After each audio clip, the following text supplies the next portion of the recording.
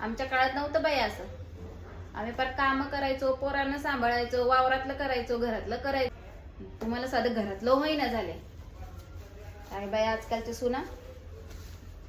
एवढं सगळं करून आम्ही एवढे कष्ट करून पण आम्ही दणदणीत राहिलेलो आहे. आणि तुम्हाला एवढंसं काम केलं, एवढंसं काय आलं, कार्यक्रम काय झालं, पुढं काय माझं हे दुखतं, माझं ते दुखतं, झालं चालू तुमचं. काय होणार आहे पुढच्या पिढीचं देव जाणे. अहो तुमचा काळ आणि आमच्या काळात जमीन आसमानाचा फरक आहे सासूबाई. तुमचा काळ हा केमिकल विरहित काळ होता आणि आमचा जो काळ आहे तो केमिकल युक्त काळ आहे. म्हणजे तुम्हाला एकही गोष्टाची सापडणार नाही की ज्याच्यामध्ये केमिकल नाही आहे. आणि कोणाला वाटतं आजारी पडावं, पण आजकालचा जमानाच असा आहे. आता वारंवार वातावरण बदललं की पडलं, अवकाळी पाऊस पडतोय, कधीही थंडी वाजते, कधीही गरम होतोय, मग माणसाच्या शरीरावर त्याचा परिणाम होणारच आहे की. मग त्याच्यामध्ये आमचा दोष काय आहे? कोणत्या माणसाला वाटतं का आजारी पडावं?